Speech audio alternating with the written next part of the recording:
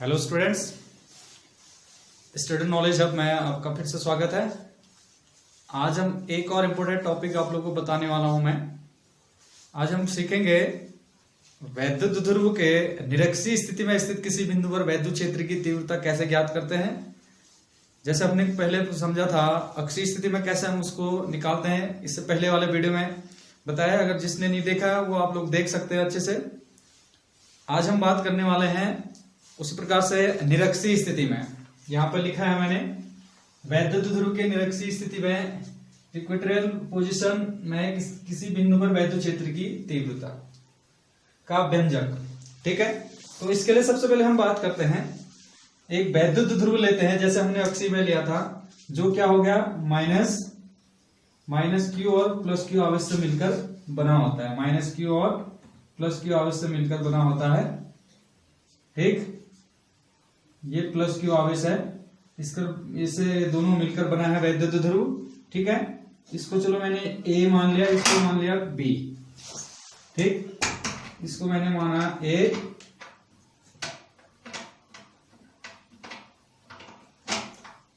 ये हो गया ए और ये क्या हो गया बी हो गया। ठीक है, तो इससे अब देखिए एक वैद्युत ध्रुव है, तो वैद्युत ध्रुव की लंबाई हम क्या मानते हैं भाई, वो मानते हैं हम क्या 12 मीटर लंबाई की एक वैद्युत ध्रुव है, जो क्या हो गया माइनस क्यू और प्लस क्यू आवेश से मिलकर बना है। ठीक है, और इस वैद्युत ध्रुव के मध्य बिंदु लेते हैं हम एक O। ठीक है, अगर मध्य बिंदु O है तो ये दूरी कितनी हो जाएगी, ये L हो जाएगी। ये 2L है तो ये L और ये भी क्या हो जाएगा L हो जाएगा यहां से यहां तक। तो अब क्या करते हैं, बिंदु मध्य बिंदु O से लंबवत, निरक्षीय अक्ष मतलब होता है लंबवत दिशा में, तो लंबवत दिशा में लंबवत यहां से एक बिंदु P लेते हैं यहां पर।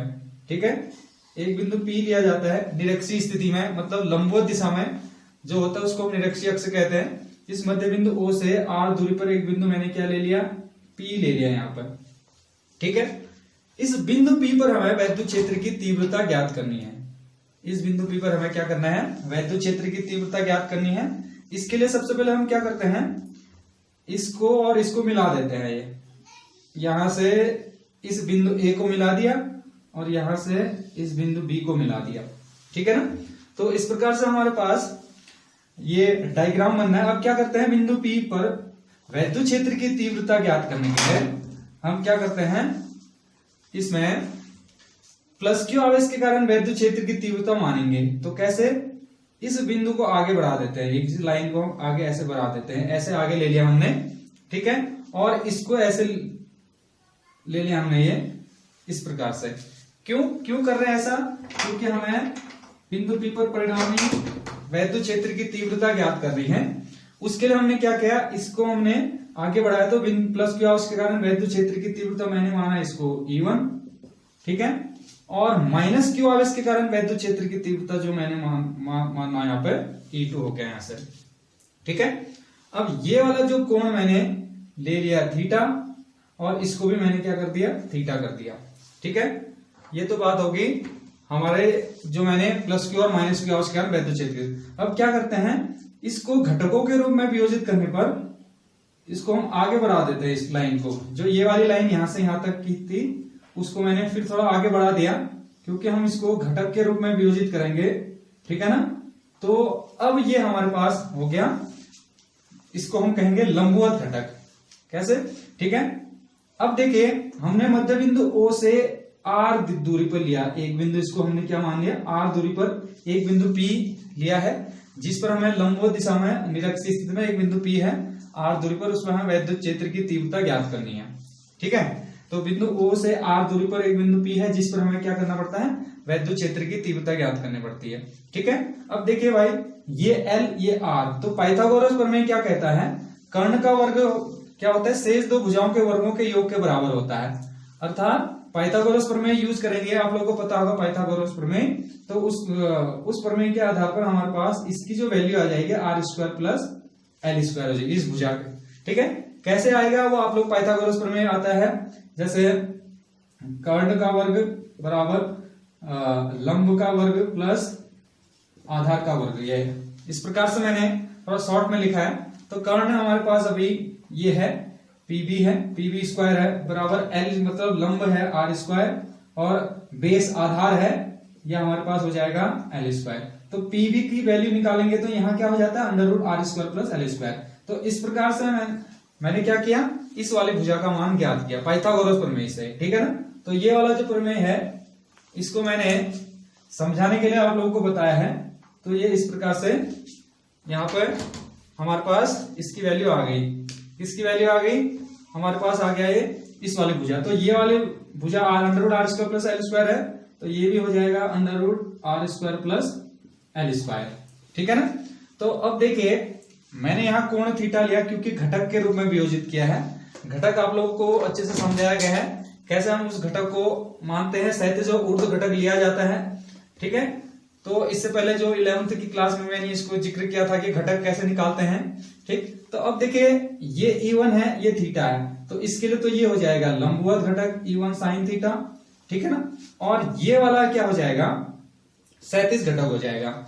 मतलब जो ये मैंने लाइन खींची है इसको बोलते हैं परिणामी तीव्रता, वैद्युत क्षेत्र की तीव्रता E, इसको निकालना पड़ता है, ठीक है ना।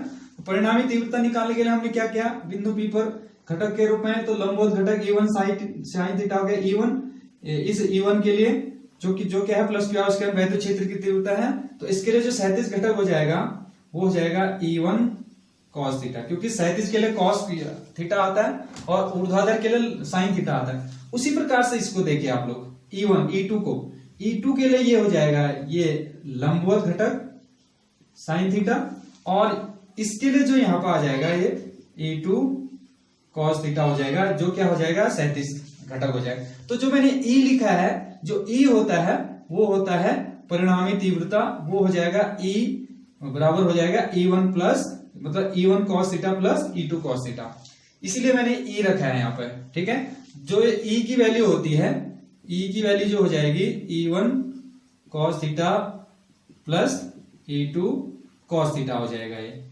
तो मैंने यहाँ पे ये E रखा था यहाँ पे, ठीक है ना।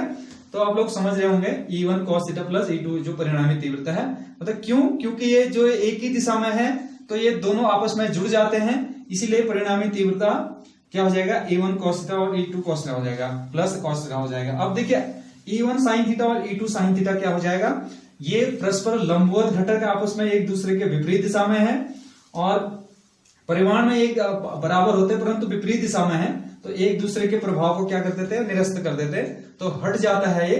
तो ये दोनों तो हमारे पास हट जाएंगे तो बचेगा यही, तो ये आपस में क्या हो जाएगा, जुड़ जाएगा। तो उस प्रकार से ये E बराबर क्या हो जाएगा, परिणामी तीव्रता E, जो मैंने यहाँ पे लिखा था वो अभी मैं नीचे भी लिखूंगा, यहाँ पे लिख दिया आप लोग को समझाने के लिए। E बराबर E1 cos theta plus E2 cos theta, ये परिणामी तीव्रता है, ठीक है ना।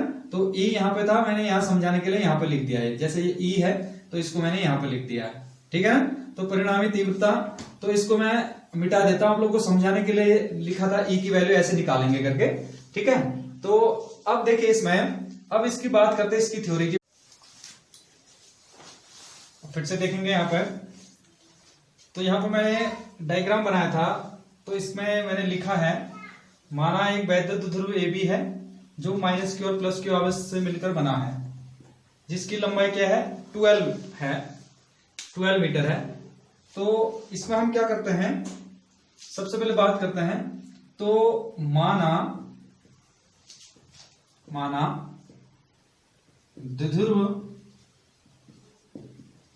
के प्लस Q आवेश के कारण, प्लस Q आवेश के कारण बिंदु P पर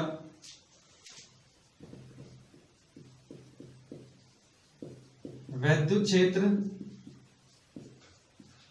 की तीव्रता E1 तथा माइनस Q आवेश के कारण बिंदु P पर वैद्युत क्षेत्र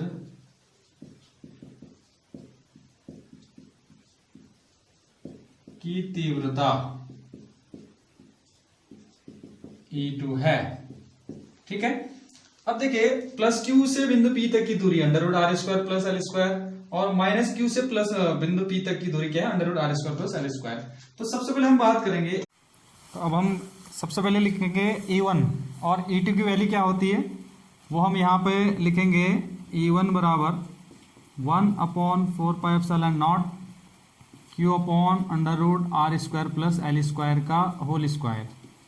ये किस फॉर्मूले के कारण आ रहा है, किसी बिंदु आविष्कार वैद्युत क्षेत्र की तीव्रता का सूत्र आप लोगों ने पढ़ा होगा, उसी कारण हमारे पास 1/4πε0 Q/r स्क्वायर के हिसाब से ये हमारा फॉर्मूला आ रहा है। तो इसको हम और सॉल्व करेंगे तो E1 बराबर क्या हो जाएगा 1/4πε0 Q/r square plus L square, ठीक है ना। तो हमारे पास ये अंडर रूट हट जाएगा तो हमारे पास क्या आएगा R square plus L square, ठीक। तो अब इसकी डायरेक्शन की बात करते हैं, इसको इक्वेशन मानते हैं 1। बीपी डायरेक्शन में इसकी जो तीर का निशान है वो दिशा को दिखाता है, तो बीपी दिशा में इसकी जो दिशा होगी, उसी प्रकार से E2 की वैल्यू भी क्या हो जाएगी भाई, सिंपल है, ठीक है।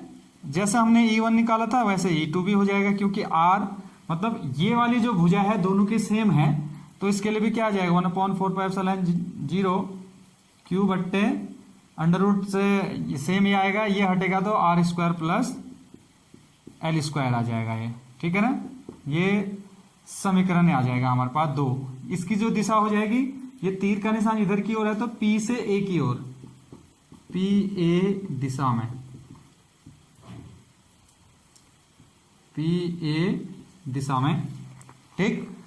अब देखिए अगला जो काम है हमारे पास, जो मैंने आप लोगों को बताया है घटक के रूप में, जो वीडियो में पहले बताया था, E1 sine theta E2 sine theta बराबर और विपरीत दिशा में, इनके जो परिमाण में बराबर होते हैं और विपरीत दिशा में है, ये दोनों तो निरस्त हो जाते हैं। तो और बिंदु P पर परिणामी निकालने के लिए जो घटक 37 घटक है, वो जो तीर का निशान है वो E1 cos थीटा और E2 cos थीटा दोनों एक ही दिशा में है, तो इनका जो परिणामी तीव्रता हो जाएगा, तो एक ही दिशा में क्या होता है तो वो आपस में जुड़ जाते हैं। विपरीत दिशा में है तो परिमाण में बराबर है तो वो दोनों आपस में निरस्त हो जाएंगे। तो इसको हम सीधे सीधे परिणामी तीव्रता निकाल सकते हैं, ठीक है। तो मैंने घटक के बारे में बता दिया, E1 sine theta E2 sine theta परिमाण में बराबर परंतु विपरीत दिशा में, तो उसके कारण ये दोनों हट जाएंगे, निरस्त हो जाएंगे, और ये जो परिणामी तीव्रता हो जाएगा ये आपस में जुड़ जाएंगे। तो इनकी जो परिणामी तीव्रता हम लिखेंगे वो हमारे पास हो जाएगा E बराबर E1 cos theta plus E2 cos theta, ठीक है। क्यों, क्योंकि ये दोनों आपस में जुड़ जाएंगे, ये दोनों निरस्त हो जाएंगे, ठीक है, वो बता दिया मैंने। अब सबसे पहले हम क्या करेंगे, E1 E2 का मान रखते हैं वहां से, ऊपर जो समीकरण 1 और 2 है, E बराबर 1/4πε0, ठीक, Q/r square plus L square हो जाएगा, ठीक है। और ये हो जाएगा cos थीटा प्लस, उसी प्रकार से E2 की वैल्यू भी रखेंगे 1/4πε0 Q/r square plus L square, ठीक है। तो हमारा जो आ जाएगा E बराबर इतना आ गया। अब अगला जो काम क्या है हमारे पास वो है, देखो दो तरीके से इसको सॉल्व कर सकते हैं आप लोग। देखिए पूरा एक तो पूरा कॉमन है, ठीक है, तो वही मैं कर रहा हूं यहाँ पे, यहां से पूरा पद कॉमन है तो वो बहुत सिंपल तरीके से आप लोग समझ जाएंगे। E बराबर, ठीक, अब मैं पूरा ही कॉमन ले रहा हूं 1/4πε0, पूरा कॉमन मतलब ये वाला पद सेम और ये भी सेम है, तो Q/r square plus L square, ठीक है। और इंटू cos थीटा मैंने क्या ले लिया, कॉमन ले लिया, तो ये कॉमन ले लिया तो दोनों पद दोनों में समान है, तो 1 प्लस यहां से क्या आ जाएगा 1, ये भी कॉमन आ गया 1, ये पूरा ये बाहर आ गया, इसकी जगह क्या आ गया 1 और इसकी जगह भी क्या आ गया 1 आ गया। तो हमारे पास जो फॉर्मूला बन गया वो बन गया E बराबर 1/4πε0, ये हो जाएगा Q, ठीक है, अपॉन यहां जाएगा R square plus L square into cos theta, ठीक, और यहां पे क्या आ गया कोष्टक में 2 आ गया, ठीक। अब हमारे पास क्या हो जाएगा, इस 2 को मैं आगे लाऊंगा Q के साथ, ठीक है। तो तो हमारे पास क्या अगला स्टेप क्या हो जाएगा, यहां पर लिख रहा हूं मैं, तो E बराबर हो जाएगा 1/4πε0 ये 2Q आगे आ गया बट्टे R² plus L² into cos theta.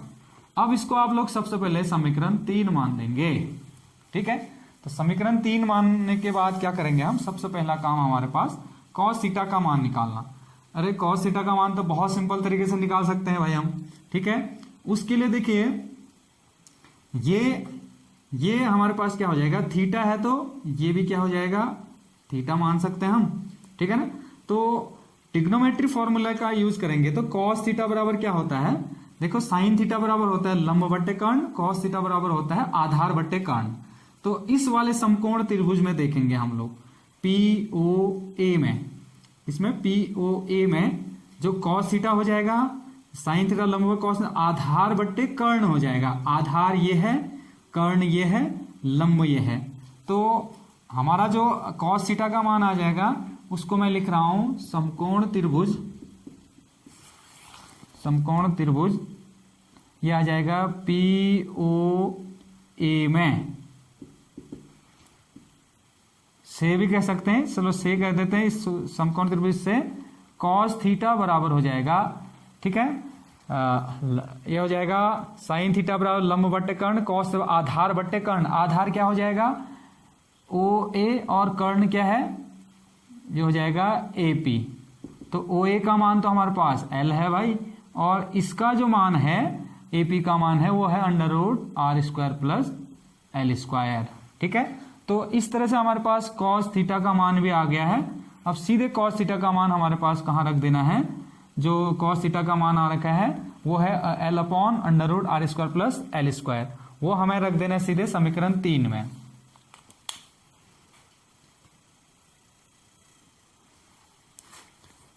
अब देखेंगे समीकरण 3 है, उसमें हमें क्या करना है, कॉस थीटा का मान रखना है। ठीक है, तो मैं सीधे कह रहा हूं समीकरण 3 से मतलब क्या, 3 से मतलब कहने का क्या है, इस कॉस थीटा की जगह हमें क्या रखना है L/√R² प्लस L² हो जाएगा। ठीक है ना, तो ये हो जाएगा E समीकरण 3 से। तो समीकरण 3 क्या है, E बराबर 1/4πε0 ये है 2Q बट्टे R² plus L² into cos theta था, तो कॉस थीटा की जगह हमारे पास क्या आ गया L/√R² प्लस L²। बस ये फॉर्मूला हमारा लास्ट स्टेज में है, आने को है ये फॉर्मूला।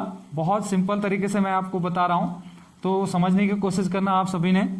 तो E बराबर हमारे पास क्या हो जाएगा, ये हो जाएगा हमारे पास, देखिए Q ऊपर 2Q इंटू L क्या होता है वो भी मैं बता देता हूं। चूंकि Q इंटू 2L होता है वैद्युत, जैसे अक्षीय स्थिति में बताया था, वैद्युत द्विध्रुव आघूर्ण,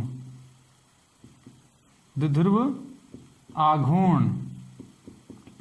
ठीक है, जो किससे दिखाते हैं, P से दिखाते हैं। तो बस हमारा सूत्र लगभग आने को है लास्ट स्टेज। ठीक है ना, 1/4πε0 2Q इंटू L को हम क्या रखेंगे, 2Q इंटू L कहें या Q इंटू 2L कहें, एक ही बात है। तो इसको हम लिखेंगे, इसको सही तरीके से लिख देते हैं पहले, 1/4πε0 Q इंटू 2L लिख दिया मैंने इसको। ठीक है ना, तो Q को एक साथ और 2L को एक साथ लिख दिया, अपॉन क्या हो जाएगा हमारे पास R² प्लस L² और ब्रैकेट में √R² प्लस L² हो जाएगा। ठीक है, तो अब Q इंटू 2L की जगह क्या लिखा मैंने ऊपर, वैद्युत द्विध्रुव आघूर्ण। तो E बराबर हो जाएगा 1/4πε0 Q इंटू 2L P होता है। अब देखिए ये वाला स्टेप समझना जरूरी है, R² प्लस L²। ठीक है, तो अब देखिए अंडर रूट का मतलब क्या होता है, 1/2 आधा। ठीक है, ये बट्टा ये हो जाएगा, और इसका मतलब मैं लिख रहा हूं पहले, अंडर रूट का मतलब R² प्लस L² की होल पावर 1/2 होता है। ठीक है, तो एक तरीका तो ये है। तो एक तरीका अगर आप लोग ऐसे यूज नहीं करते हो तो इसको मैं पहले क्या लिख रहा हूं, ऐसे लिख जा रहा हूं। ठीक है ना, ऐसे लिखते जा रहा हूं। ठीक है, √R² प्लस L²। ठीक, इतना हो गया ये। अब हम क्या करेंगे, चूंकि जो हमारे पास होता है L होता है वो R की तुलना में बहुत कम होता है, ठीक है। तो इसको हम लिखेंगे R is greater than L, मतलब R क्या है L की तुलना में बहुत ज्यादा है, या इसको हम क्या बोलेंगे, जो है L क्या है R की तुलना में बहुत छोटा है, ठीक है ना। तब हो जाएगा हमारे पास R स्क्वायर भी क्या हो जाएगा L स्क्वायर की तुलना में बहुत कम हो जाएगा, R स्क्वायर भी L स्क्वायर की तुलना में क्या हो जाएगा, नगण्य होगा, अर्थात R square is greater than L square, मतलब R स्क्वायर बहुत ज्यादा है, R अगर बहुत ज्यादा तो R स्क्वायर ज्यादा होगा, ये होगा तो L नगण्य मानेंगे तो L को छोड़ देंगे हम, ठीक है। अतः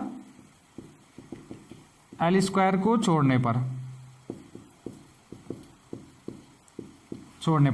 इसको क्या आप लोग क्या समझेंगे, R बहुत ज्यादा है L से, या L इसको अगर उल्टा अगर आप लोगों ने लिखना है, मतलब कहने का मतलब L इधर R इधर करना है, तो इसकी जो डायरेक्शन होगी ये भी, मतलब जो अभी जो ज्यादा होता है उसकी ओर मुंह खुला है, अगर ये L इसको अगर हम दूसरी भाषा में अगर हम समझें तो L क्या है R की तुलना में बहुत कम है, तो L स्क्वायर भी R स्क्वायर की तुलना में क्या हो जाएगा, बहुत कम होगा। अतः L स्क्वायर को छोड़ेंगे तो हमारे पास समीकरण क्या आ गया, E बराबर 1/4πε0 P ऊपर से, ठीक है। नीचे देखो बार R स्क्वायर है और L स्क्वायर को छोड़ दिया तो इसका मतलब क्या है, 0 हो जाएगा इधर, ठीक है। ऐसे ही यहां पर भी अंडर रूट के अंदर R स्क्वायर रहेगा, लेकिन L स्क्वायर को छोड़ेंगे तो ये क्या हो जाएगा, 0 हो जाएगा, ठीक है। तो ये 0 हो गया। तो अब इसको थोड़ा और सॉल्व करते हैं, हमारा आंसर आ गया है 1/4πε0, ये हो जाएगा, और ये हो जाएगा P बट्टे ये R स्क्वायर यहां से बचा, और अंडर R स्क्वायर यहां पर अंडर रूट के अंदर R स्क्वायर हो जाएगा, ये वर्गमूल के अंदर क्या हो जाएगा, R स्क्वायर हो जाएगा। तो लास्ट स्टेप है E बराबर 1/4πε0 P बट्टे R square into under root से बाहर आएगा तो क्या बचेगा, सिर्फ R बचेगा यहां से। तो हमारा जो सूत्र आ गया लास्ट में, निरक्षीय स्थिति में वैद्युत क्षेत्र की तीव्रता का जो फॉर्मूला आ गया हमारे पास, वो आ चुका है, क्या आया है, इसको देखिए लास्ट यहां पर लिख रहा हूं मैं 1/4πε0, ये हो जाएगा P बट्टे R की पावर 3, मतलब R की पावर 2 प्लस R की पावर 1 जुड़ेगा तो ये हो जाएगा। तो इस प्रकार से हमारे पास वैद्युत ध्रुव के निरक्षीय स्थिति में किसी बिंदु पर वैद्युत क्षेत्र की तीव्रता का फॉर्मूला आ चुका है। तो अगर आप लोगों को यह वीडियो या यह टॉपिक समझ में आ गया हो अच्छे से, तो प्लीज़ मेरे इस चैनल को लाइक करें, सब्सक्राइब करें और शेयर करें।